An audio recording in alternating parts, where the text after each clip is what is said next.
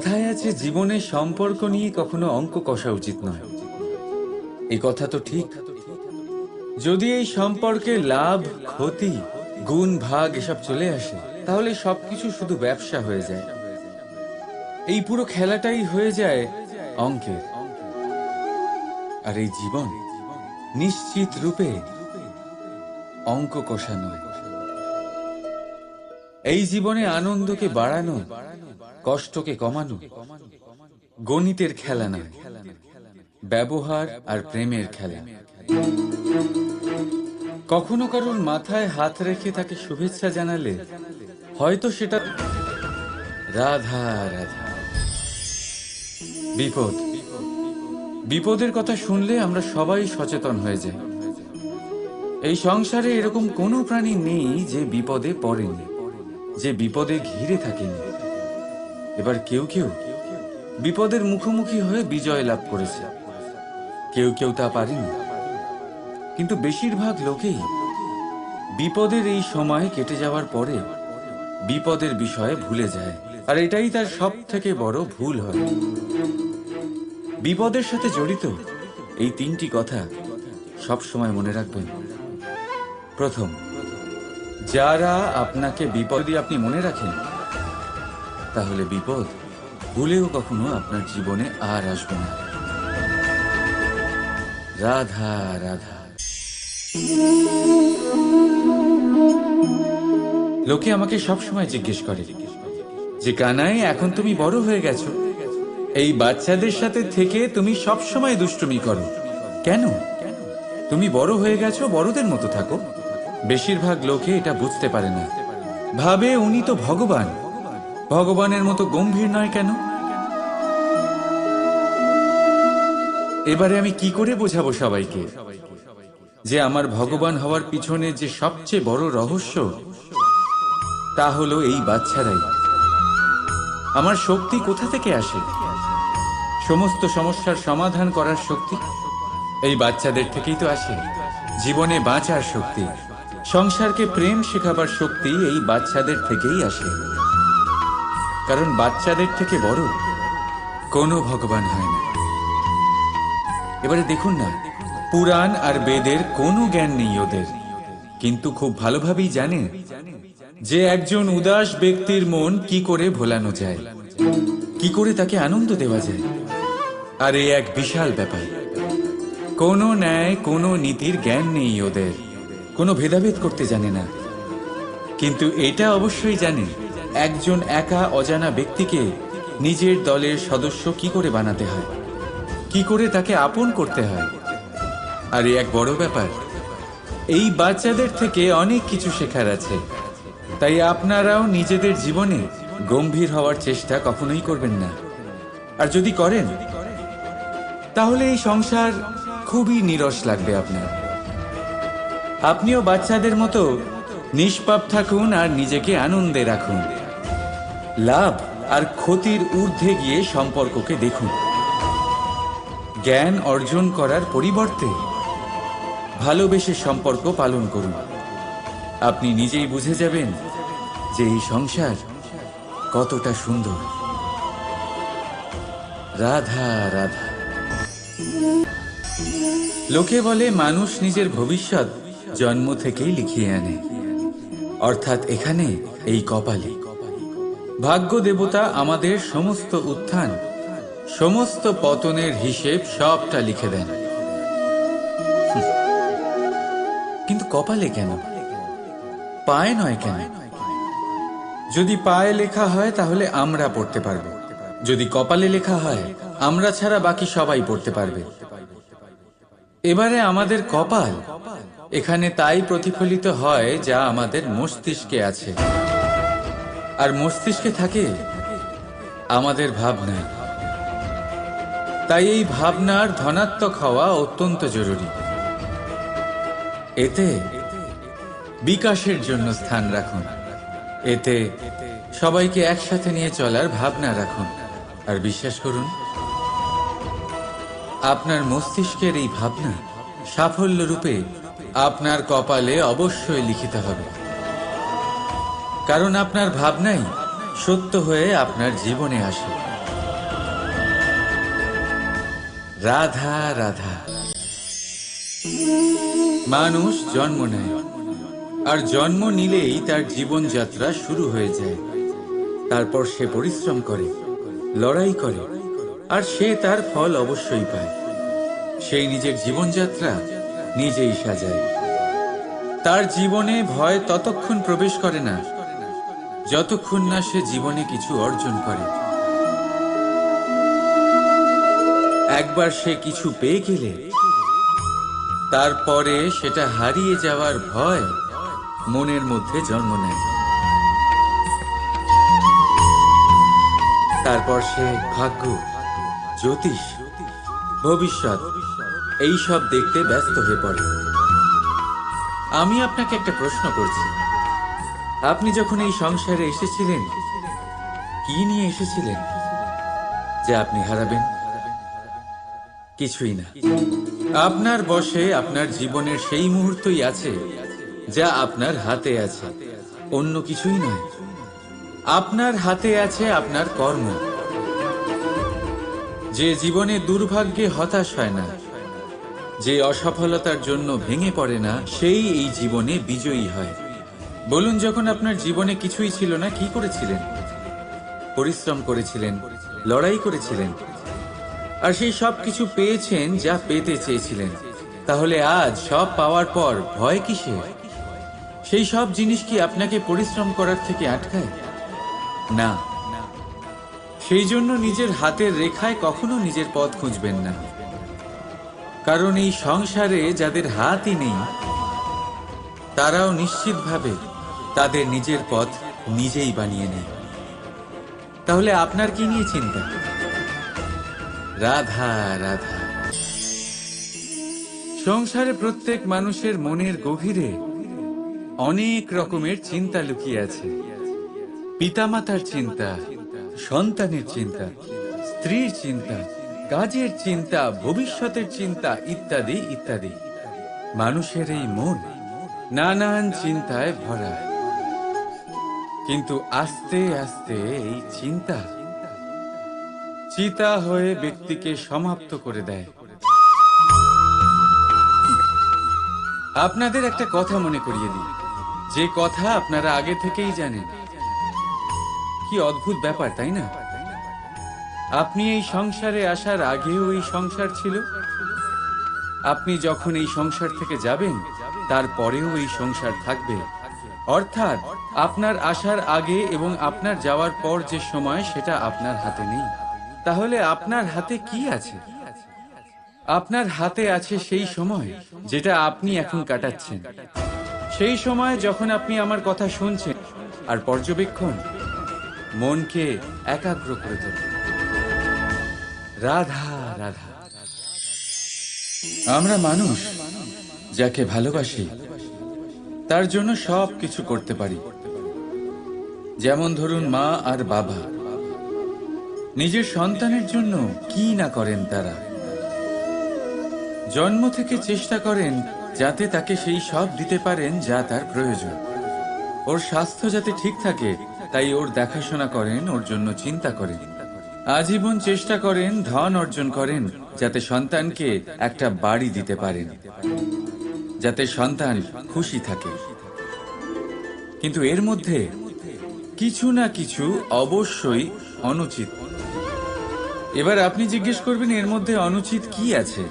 আমাদের নিজেদের সন্তানকে কিছু দিয়ে যদি আমরা সন্তুষ্টি লাভ করি তাহলে এতে ভুল কি? এবার আপনি এটা বুঝতে পারছেন না যে আপনার সন্তানকে ভবিষ্যতে এর অনেক বড় মূল্য দিতে হতে পারে।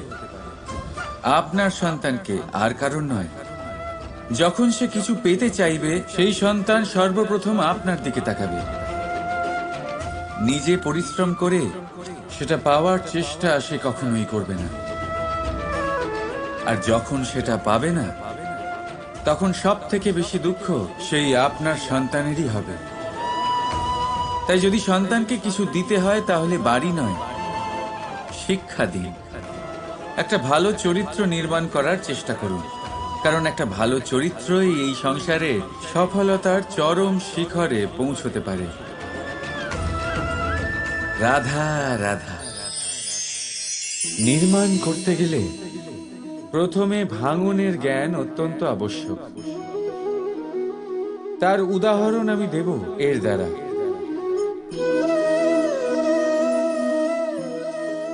এই সুস্বাদু পায়েস, এটা তৈরি হয় পুষ্টিকর ভাত দিয়ে।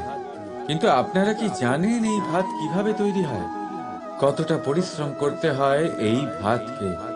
সর্বপ্রথম একে জলে ডুবে থাকতে হয়, তারপর সূর্যের প্রবল তাপে একে গরম হতে হয়, আর তারপরে ঢেঁকির মার সহ্য করতে হয়। শুকনো হলে একে প্রবল বেগে ঝাড়া হয়, তারপর গিয়ে তৈরি হয় এই ভাত, যা খেয়ে আপনি তৃপ্তি পান। সব থেকে বড় সহায়ক রাধা রাধা। জীবনে আমরা সবাই, এই সংসারে প্রত্যেকেই শুধুমাত্র ওপরে উঠতে চায়। এমন কেউ নেই যে নিচে পড়তে চায়। কিন্তু আপনাকে যদি সত্যের সাথে পরিচয় করাই, তাহলে নিচে পড়া অত্যন্ত আবশ্যক। যখন আপনি নিচে পড়েন, তখন সর্বপ্রথম আপনার মনে পড়ে উপরে যখন ছিলেন, সেই স্থান, সেই সময় এবং তার গুরুত্ব কি ছিল। তার থেকেও বড় শিক্ষা, আপনার যখন পতন ঘটে, তখন আপনি বুঝতে পারেন আপনার আপন কে, আর আপনার ভয় পাবেন না। এটা আপনাকে জীবনের খুব বড় এক শিক্ষা দিয়ে যায়। রাধা রাধা। এই সংসারকে আপনি কেমন করে জানবেন, কেমন করে বুঝবেন? এবার আপনার উত্তর বড়ই সহজ হবে, সংসারকে নিজে চোখে দেখে। এটা অবশ্যই উচিত। এবারে দেখুন না, আমরা নিজে চোখে এই সংসারকে দেখি, একে চিনি, তারপরে আমরা বুঝতে পারি। কিন্তু আমরা এটা খেয়াল করতে পারি না যে সমস্ত সংসারকে দেখছে যে চোখ, তা কতটা ছোট হয়, তাই না? একা একজোড়া চোখ আমাদের সমস্ত সংসারকে দেখায়। তাহলে ভেবে দেখুন আপনার কাছে আর কি কি আছে। দুটি চোখ আছে, দুটি কান আছে, বলার ক্ষমতা আছে, যা দিয়ে আপনি শব্দ নির্মাণ করতে পারেন, শব্দ যা দিয়ে আপনি ব্রহ্ম বানাতে পারেন। দুই হাত আছে, যদি সে চায় তাহলে পাতাল খুঁড়ে সে জল নিয়ে আসতে পারে। দুটি পা আছে, যদি সে চায় তাহলে সংসারে যত বড়ই পর্বত হোক না কেন, তাকে পার করতে পারে। একটা হৃদয় আছে, যে প্রেমের বন্ধনে সবাইকে বেঁধে রাখে। একটা মন আছে, যে প্রকাশের থেকেও বেশি তীব্র গতিতে চলে। এক মস্তিষ্ক আছে, যে যত বড়ই সমস্যা হোক না কেন সমাধান বের করে ফেলে। এবারে ভেবে দেখুন আপনার কাছে কি কি নেই। বোঝার চেষ্টা করুন আপনি কতটা ধনবান। এই সংসারে সেই ব্যক্তি সুখী নন যার কাছে ধন আছে। সুখী সেই যে ধনের সদ্ব্যবহার করে। ঠিক তেমনি আপনার ধন হলো আপনার এই শরীরের ক্ষমতা। এই শরীরের ক্ষমতাগুলিকে ব্যবহার করে ধনাত্মক দৃষ্টিভঙ্গিতে সবকিছু দেখুন। এই সংসারকে বুঝুন, নিজেকে বুঝুন। এই সুখ চাইলেও আপনার থেকে দূরে থাকতে পারবে না। রাধা রাধা। এই পেরেককে দেখতে পাচ্ছেন আপনি? এর আকার কতটা সুন্দর, আর এই আকারের কারণেই খুব সহজেই একে দেওয়ালে রোপণ করা যায়। কিন্তু যখন আপনি এই পেরেককে দেওয়াল থেকে বাইরে আনেন, আপনি দেখবেন ওখানে একটা চিহ্ন রয়ে যায়। ঠিক এমনই হলো আমাদের মুখ থেকে বের করা কড়া শব্দ। যখনই আমাদের মুখ থেকে এই কটাক্ষ বেরোয়, তখন তা কোনো ব্যক্তির মনকে আঘাত করে। আর তারপরে আপনি যতই তার কাছে ক্ষমা চান না কেন, কিন্তু তাও তার সেই ঘা পূরণ হয় না। আপনার বলা সেই কথা, সেই কঠোর চিহ্ন ওই ব্যক্তির মনের দেওয়ালে খোদাই হয়ে থাকে। সেই জন্য আমি সব সময় বলি, এই শব্দের শক্তিকে আপনারা বুঝুন, এর মাহাত্ম্যকে বুঝুন। এই শব্দ ব্রহ্ম। কারণ যেভাবে আপনাকে এই শব্দ বিজয়ী করে তোলে, সেইভাবেই এই শব্দ আপনার ব্যাকুলতার কারণে, আপনার বাচন ভঙ্গির কারণে, আপনার অতি উৎসাহের কারণে আপনাকে বিপরীত প্রহারও করতে পারে, যতই আপনার মন সুন্দর ও মধুর হোক না কেন। রাধা রাধা। আসুন আজকে আমরা কথা বলি ভাষার বিষয়ে। এই ভাষা কত অদ্ভুত এক শক্তি, কিন্তু কখনো কখনো আমরা এই তর্কে লিপ্ত হয়ে যাই যে কোন ভাষা সর্বশ্রেষ্ঠ। কখনো কখনো এই সমস্যায় আটকে পড়ি, যখন সামনের জনের ভাষা ভিন্ন আর আমাদের ভিন্ন, না আমরা তার কথা বুঝতে পারি না সে আমাদের। আচ্ছা ঠিক আছে, কিন্তু কেউ আমাকে এটার মানে স্পষ্ট করে বোঝান। সূর্যমুখী, সূর্যের কিরণের কোন ভাষা সে বুঝতে পারে যে সূর্য ওঠার সাথে সাথে সেও ফুটে ওঠে? চকর, চকরের কাছে এমন কোন ইন্দ্রিয় আছে যে সে চাঁদের শীতলতা অনুভব করতে পারে? গরু এমন কোন সঙ্গীত শিখেছে? রাধা রাধা। ব্যক্তি কখন সফল হয়, কখন অসফল, কখন ক্ষতি হয়, কখন লাভ, কখন জয় হয়, কখন পরাজয়, এসব কিসের উপরে নির্ভরশীল? বেশিরভাগ লোকেই বলবেন পরিস্থিতির ওপর, আর সেটা ঠিকও। যদি বাইরে বর্ষার পরিবেশ থাকে, তবে সেখানে বস্ত্র কিভাবে শুকোতে পারে? যদি ঝড়ের পরিবেশ থাকে, তাহলে নৌকা কিভাবে পার করানো যেতে পারে? কিন্তু যদি আমি আপনাকে আসল সত্যি বলি, তাহলে অসফলতার কারণ পরিস্থিতি নয়, সেই পরিস্থিতিকে স্বীকার করে নেওয়া। প্রত্যেকের জীবনে এরকম সময় অবশ্যই আসে যখন আমরা চাইলেও পরিস্থিতিকে পাল্টাতে পারি না। পরিস্থিতিকে পাল্টানো অসম্ভব হয়ে ওঠে। এরকম সময় একটাই উপায় আছে, পরিস্থিতিকে নয়, মনস্থিতিকে বদলান, আর দেখবেন সবকিছু ভালো হবে। কারণ এই মনস্থিতি আপনার জীবনের সব থেকে বড় সম্বল, সব থেকে বড় সাথী। দেখুন, অপবাদ, অসফলতা প্রত্যেকের জীবনের একটা অংশ অবশ্যই, কিন্তু আপনাকে নিরন্তর চেষ্টা করে যেতে হবে, পুনরায় ঘুরে দাঁড়িয়ে এগিয়ে যেতে হবে, তবেই সফলতা আসবে। যদি এতই সহজ হতো সফল হওয়া, তাহলে সবাই সফল হতো, তাই তো? রাধা রাধা।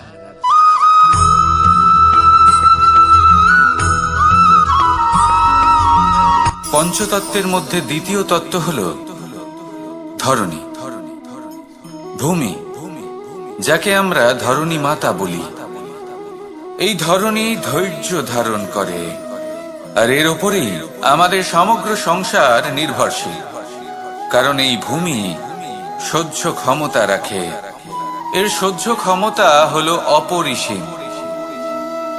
সন্তান যতই আঘাত প্রদান করুক না কেন, প্রেম পূর্বক সহ্য করে, আর তার বদলে অমূল্য রত্ন প্রদান করে। সন্তান যদি হাল চালায়, তাহলে তার বদলে তাকে অন্ন প্রদান করে। এটাই হলো ধরণী। এবার এর থেকে আমরা কি শিক্ষা পেতে পারি? এটাই যে কারোর জন্য কিছু করা বা কাউকে কিছু দেওয়া মনে কোনো কামনা ছাড়াই। আর এই কথাটা বুঝে যান, যদি কারোর জন্য কামনা না রেখে বা কোনো পাওয়ার আশা না রেখে কারোর জন্য কিছু করেন বা কারোকে কিছু দেন, যদি এটা আপনি শিখতে পারেন, তবে আপনি ভালোবাসতে শিখে গেছেন। আর সেই জন্যই এই ধরিত্রীকে মাতা বলা হয়। কারণ মাতা শুধু উনি নন যিনি গর্ভে সন্তানকে ধারণ করেন, মাতা তো উনিও যিনি জীবন বাঁচতে শেখান, যিনি জীবন বাঁচার উদাহরণ প্রদান করেন। তাহলে ধরণীর থেকে এই নিঃস্বার্থ ভাব শিখুন, নিঃস্বার্থ ভালোবাসা শিখুন, আর এই ভালোবাসার সাথেই বলুন রাধা রাধা।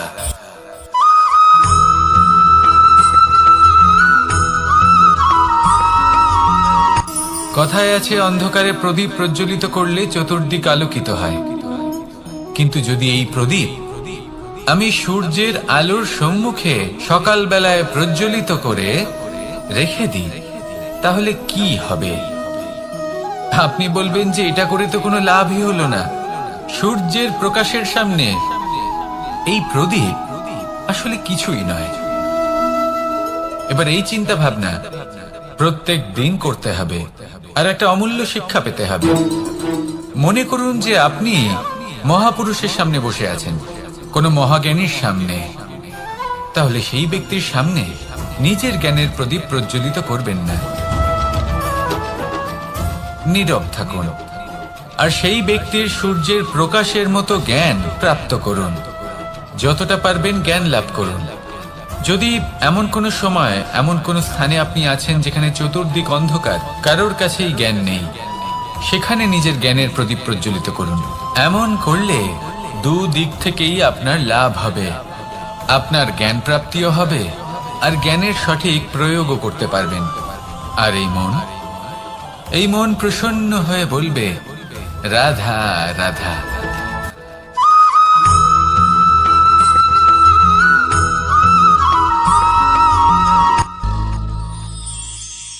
শিশিরের বিন্দু পাতার ওপর পড়ে আর তার গায়ে লেগে থাকে। পাতা তাকে শুষে নিতে পারে না আর শেষ পর্যন্ত সে ঝরে পড়ে যায়। অন্যদিকে রয়েছে মেঘ এবং চাতক।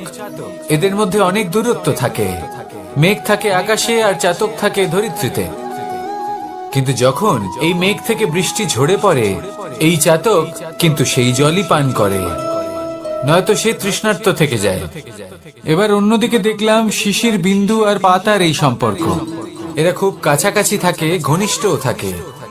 অন্যদিকে রয়েছে মেঘ এবং চাতকের সম্পর্ক, যাদের মধ্যে অনেক দূরত্ব থাকা সত্ত্বেও তারা খুব ঘনিষ্ঠ, তাই না? এই সারমর্ম খুব সরল। এই নৈকট্য, এই দূরত্ব, তা আপনার সম্পর্কে প্রভাব কিছুতেই ফেলতে পারে না। এই নৈকট্য, এই দূরত্ব, এইসব হলো শুধুমাত্র মনের ব্যাপার। কখনো আপনি অনুভব করেছেন আপনি কারোর থেকে অনেক অনেক দূরে আছেন, অনেক দূরে আছেন, তাও সেই ব্যক্তির প্রতি আপনি টান অনুভব করেন। সেখানে আপনি কারোর সাথে প্রত্যেক দিন অতিবাহিত করেন, সমস্ত জীবন অতিবাহিত করেন, সব থেকে বেশি সময় তার সাথে অতিবাহিত করেন, তাও তার প্রতি সেই টান অনুভব করেন না। এই সংকেত হলো মনের দূরত্বের। তাহলে মনের এই দূরত্ব দূর করুন আর আমার সাথে।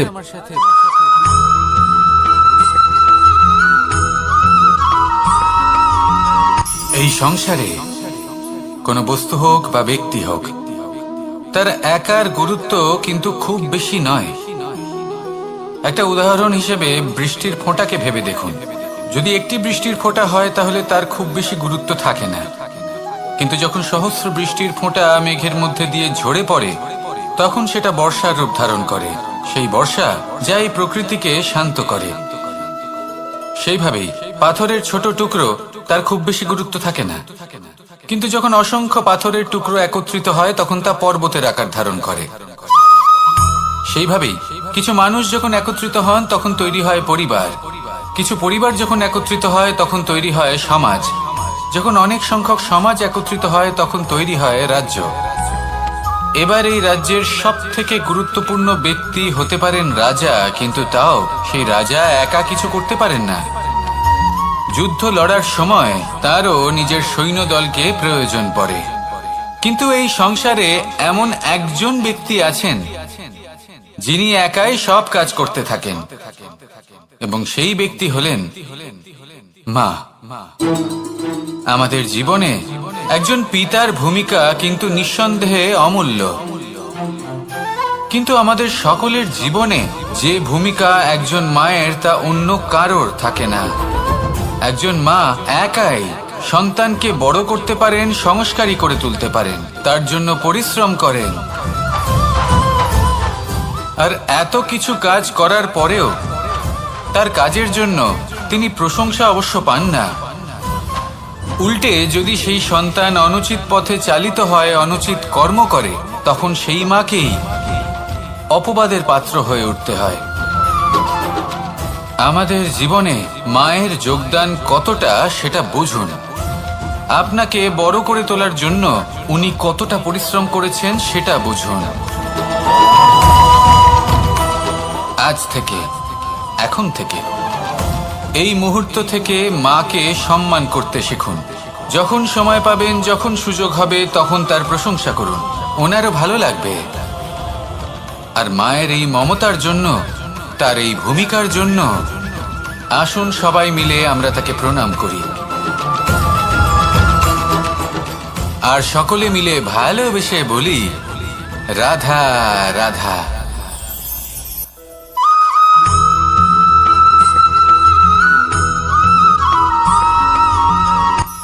এই সংসারে সাফল্য লাভ করার জন্য জ্ঞানের প্রয়োজন হয়, পরিশ্রমের প্রয়োজন হয়, দৃঢ় নিষ্ঠার প্রয়োজন হয়, নিরন্তর চেষ্টা করা প্রয়োজনীয়।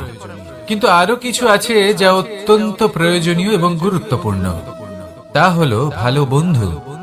তাদের থাকা অত্যন্ত প্রয়োজনীয়। যদি ভালো বন্ধু থাকে তাহলে সময় এলে তারা ঢাল হয়ে আপনাকে সুরক্ষা করবেন। সময় এলে অস্ত্রের মতো শত্রুকে সংহারও করবেন। যদি তিনি জ্ঞানী হন, তাদের মধ্যে সদ্গুণ থাকে, তাহলে এই সব গুণ আপনার মধ্যেও প্রবেশ করবে। তাহলে সাফল্যের জন্য ভালো বন্ধু পাওয়া অত্যন্ত প্রয়োজনীয়। কিন্তু শুধু বন্ধু কেন, ভালো শত্রুও থাকা প্রয়োজনীয়। এবার আপনি ভাববেন, আমি কি বললাম? যদি আপনার জীবনেও ভালো অর্থাৎ শক্তিশালী শত্রু থাকে, তাহলে আপনিও শক্তিশালী হতে থাকবেন। এই শত্রু আপনাকে প্রেরিত করবে আরো বেশি শক্তিশালী হয়ে ওঠার। কখনো কোনো হরিণকে দেখুন, তীব্র গতিতে দৌড়তে থাকে। কেন তীব্র গতিতে দৌড়য়? এই কারণে নয় যে কোথাও তার জন্য মধুর ঘাস অপেক্ষা করে রয়েছে, না। সে এই কারণে তীব্র গতিতে দৌড়য় কারণ সেটা না করলে তার পেছনে একটি সিংহ আছে যে ওকে নিজের ভোজন করে ফেলবে। তাই জীবনে বিপদ, সংকট, এই সবকিছুও হলো অত্যন্ত গুরুত্বপূর্ণ।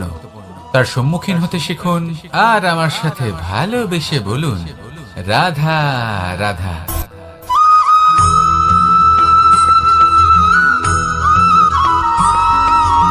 মানুষ জন্মগ্রহণ করে, তার সাথে ভয়েরও জন্ম হয়। ছোটবেলা থেকেই আমাদের মনে কোনো না কোনো প্রকারের ভয় থেকেই যায়। কেউ এই বিষয়ে ভয় পায় যে তার কোনো বস্তু তার থেকে দূরে চলে যাবে। কেউ এই বিষয়ে ভয় পায় যে আমি নিজেকে হারিয়ে ফেলব। কেউ এই ভেবে ভয় পায় যে আমার প্রিয়জনেরা তারা যেন আমার থেকে দূরে না চলে যায়। কেউ এই ভেবে ভয় পায় যে আমরা যেন পথ না হারিয়ে ফেলি, আদি ইত্যাদি। কিন্তু সত্যি কথা বলতে, ভেবে দেখুন এই ভয় বাস্তবে কি? শুধুই একটা মনস্থিতি, আর কিছুই নয়। যা কিছু আপনি জীবনে পেয়েছেন তা একদিন আপনাকে হারাতে হবে। এই জীবন হলো আপনারই, কিন্তু তাও একদিন সমাপ্ত হবে। তাই ভয় পেয়ে কি লাভ? এই ভয় শুধু আপনাকে জীবন যাপন করা থেকে বাধা দিচ্ছে, আর কিচ্ছু নয়। পথ হারিয়ে ফেললেই বুঝতে পারবেন যে নতুন পথ কিভাবে বানাতে হয়। কিছু মানুষকে জীবন থেকে হারালে তবেই আপনি বুঝবেন যে আপনার আপনজনকে। এই ভয়ের কারণে ভীত হয়ে থাকবেন না। এই তারা নক্ষত্র অন্ধকারের অভাবে গুরুত্ব হারায়। শিবকেও মহাদেব হওয়ার জন্য বিষ পান করতে হয়েছিল। প্রত্যেক পরিস্থিতি, প্রত্যেক সাফল্য আপনার পরীক্ষা নেবে। তাতে উত্তীর্ণ হওয়া হলো আপনার কর্ম। যখনই আপনি ভয় পাবেন বা সংকটের সম্মুখীন হবেন, তখন সাহসের সাথে তার সম্মুখীন হন। মনে রাখবেন, যে সম্মুখীন হতে জানে, সাফল্য তার সাথে সবসময় থাকে। আসুন আর আমার সাথে ভালোবেসে বলুন, রাধা রাধা।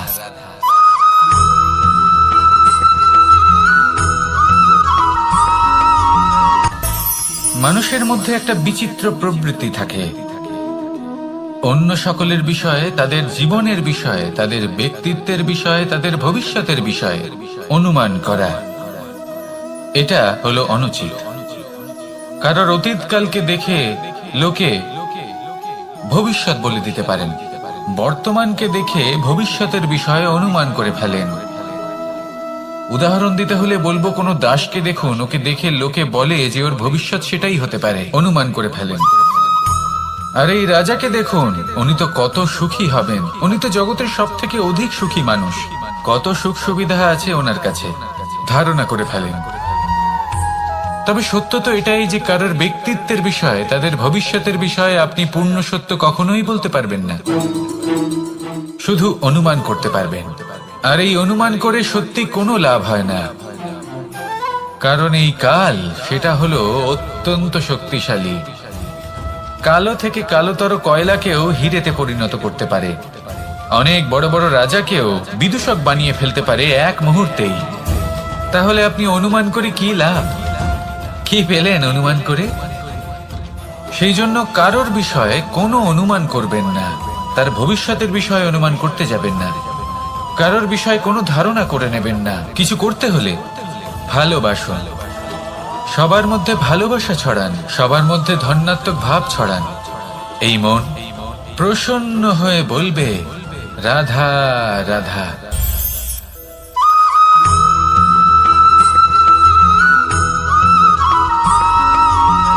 এই সংসারে সব থেকে বেশি কোমল বস্তু হলো রেশম। এই রেশম এতটাই কোমল হয় যে এর পুরো একটা থান শুধুমাত্র একটা হাতে ধরা সম্ভব। কখনো ভেবে দেখেছেন এই রেশম কিভাবে হয়? একটি কীট তার লালার দ্বারা উৎপন্ন হয়। এই কীট সেই রেশমকে পাক দিতে থাকে, পাক দিতেই থাকে, দিতেই থাকে, আর আস্তে আস্তে তার মধ্যেই জড়িয়ে পড়ে। শেষে ওর এই সুন্দর অমূল্য সৃষ্টি রেশমের এই সুতো, তার নির্মাণ কার্য পূর্ণ হয়, কিন্তু তাতেই ও নিজে বন্দী হয়ে যায়। নিজেরই মায়াজালের এই বন্দী গৃহে নিজেই ফেঁসে যায়। এবার এই সুতোকে ব্যবহারযোগ্য করে তোলার জন্য এই কীটগুলিকে এই কবচের সাথেই ফুটন্ত জলে ফেলে দেওয়া হয়। এই সংসারে যদি আমাদের স্বপ্ন এই সংসারের দুঃখ হরণ করার জন্য, এই সংসারে সুখ বিতরণ করার জন্য হয়, তবেই আমাদের প্রগতি সম্ভব।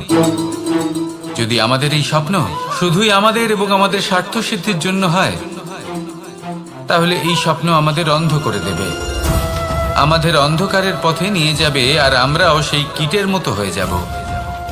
নিজেদেরই মায়াজালে আমরা নিজেই ফেঁসে যাব, আর শেষে আমরা যদি কিছু লাভ করি তা হবে একাকিত্ব, অন্ধকারময় মৃত্যু। তাই স্বপ্ন অবশ্যই দেখুন, কিন্তু এমন ভাবে স্বপ্ন দেখবেন না যে তার এই বন্দিগৃহে আপনি নিজেই ফেঁসে গেলেন। স্বপ্ন দেখুন পরোপকারে।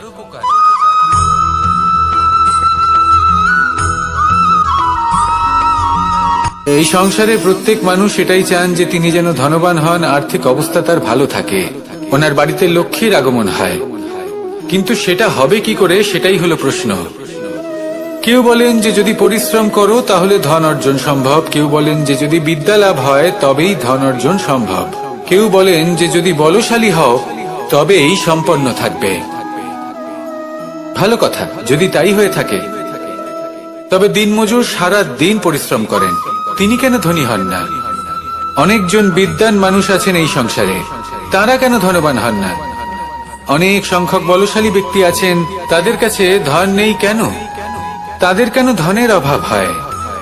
আবার এমনও কিছু মানুষ আছেন যারা পরিশ্রম করেন, তারা দিনমজুর, কিন্তু তারা ধন অর্জন করতে পারেন। কিছু বিদ্বান ব্যক্তি আছেন যাদের কাছে অধিক মাত্রায় ধন রয়েছে, কয়েকজন বলশালী ব্যক্তি রয়েছেন যাদের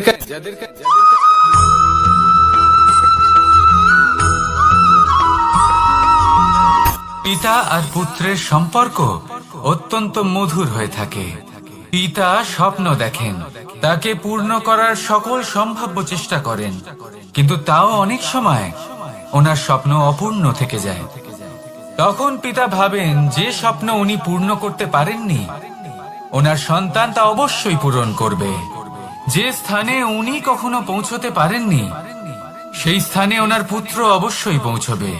পিতা নিজের সন্তানের ভবিষ্যৎ নিয়ে সেই স্বপ্ন দেখেন, আর যখন সেই সন্তান সামনে এগোতে থাকে তখন তার দুঃখ হয় না, বরং গর্ব হয়।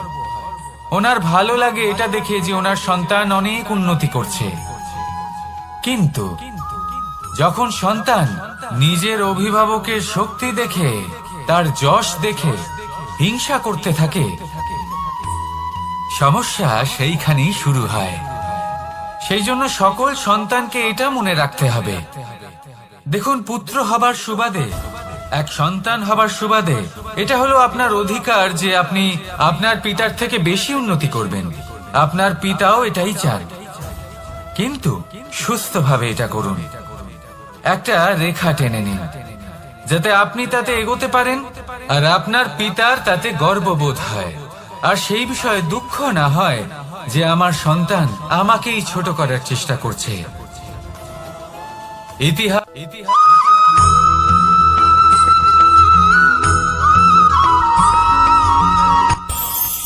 এই সংসারে আমরা প্রকাশ কোথা থেকে পাই? এর উত্তর বড়ই সরল। ভোরে যখন সূর্যোদয় হয় তখন প্রকাশের কিরণ আমাদের ঘরে এসে পৌঁছয়। এইভাবেই আমরা প্রকাশ লাভ করি। এবার এই প্রকাশের আলোতেই আমরা সারাদিনের কাজ সম্পন্ন করি। সন্ধে হয়ে যায়, সূর্যাস্তও হয়ে যায়, আর আমাদের ঘর যাতে অন্ধকার না হয় তার জন্য আমরা একটা প্রদীপ প্রজ্বলিত করি। এটাই ঘটে আমাদের জীবনেও। এবার প্রবাহমান আয়ুর সাথে আমরা আমাদের অন্তরে যদি একটা প্রদীপ প্রজ্বলিত করে নিই তাহলে বিষয়টাই অন্যরকম হবে। এবার আপনি বলবেন কোন প্রকাশের কথা বলছি যা আমাদের অন্তরে জাগ্রত করা সম্ভব? আমাদের আত্মার মাঝে প্রেমের প্রকাশ জাগ্রত করার কথা বলছি। কারণ আমাদের এই জীবন এও হলো দিনের আলোর মতো। আজ প্রকাশ আছে, কিন্তু কোনোদিন অবশ্যই অস্ত হবে। কিন্তু অস্ত হবার আগে যদি আমরা আমাদের আত্মার মাঝে প্রেমের এই প্রকাশ উজ্জ্বলিত করে নিই তাহলে আমাদের সন্ধ্যাকালও আমরা আনন্দে এবং প্রেমে যাপন করব। তাহলে আসুন আর আমার সাথে ভালোবেসে বলুন, রাধা রাধা।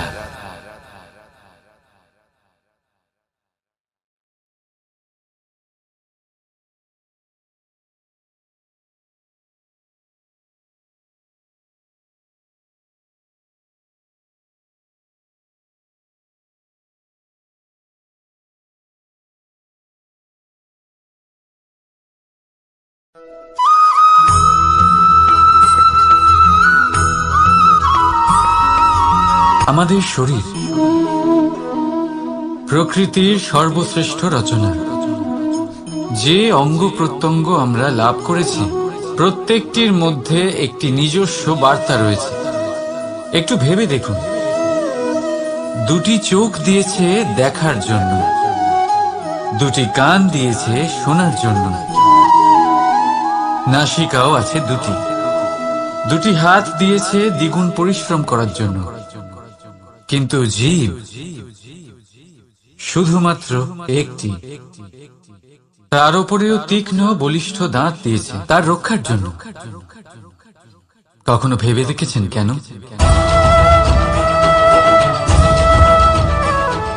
কারণ শব্দ আর শব্দের প্রয়োগ মানুষের সবচেয়ে বড় অস্ত্র, যার প্রয়োগ যত ভেবে চিন্তে করা যায় মানুষ তার জীবনে ততটাই উপরে উঠতে পারে। তাহলে মনে রাখুন, দেখুন, শুনুন আর বুঝুন বেশি, বলুন কম। রাধা রাধা।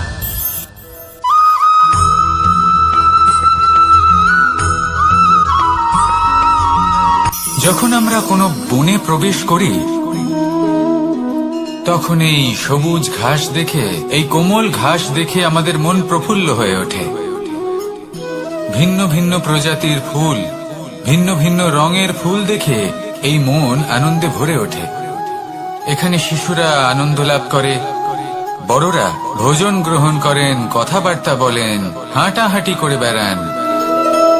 এবার ভেবে দেখুন, যখন এই উপবনের নির্মাণ হয়েছিল সেই সময় যদি এই মাটিকে সঠিকভাবে খনন না করা হতো, যদি তাতে সঠিকভাবে বীজ রোপণ না করা হতো, যদি কোনো সংঘর্ষ না হতো, পরিশ্রম না করা হতো, যদি চলতে চলতে পায়ে কাঁটা না বিঁধে যেত, তাহলে এই সুন্দর বন দেখে আমরা কি এই আনন্দ লাভ করতে পারতাম? কখনোই নয়। ধরুন কোনো নদীর তটে সুন্দর একটি বন আছে, সেই বনের আনন্দ লাভ করতে গেলে আপনাকে সেই নদী পার করতেই হবে। যদি সুখের নদীর কাছে পৌঁছতে চান তাহলে তটে যে কাঁটা রয়েছে সেগুলোর সাথে সংঘর্ষ করতেই হবে। এই সংসারে যদি আপনি সুখ লাভ করতে চান তাহলে সুখ লাভের এই যাত্রা শুরু করতে হবে সংঘর্ষ দ্বারা। তাহলে সংঘর্ষকে স্বাগত জানান, এর পেছনেই সুখ রয়েছে যা আপনার জন্য অপেক্ষা করছে। এবার হাসুন আর আমার সাথে ভালোবেসে বলুন, রাধা।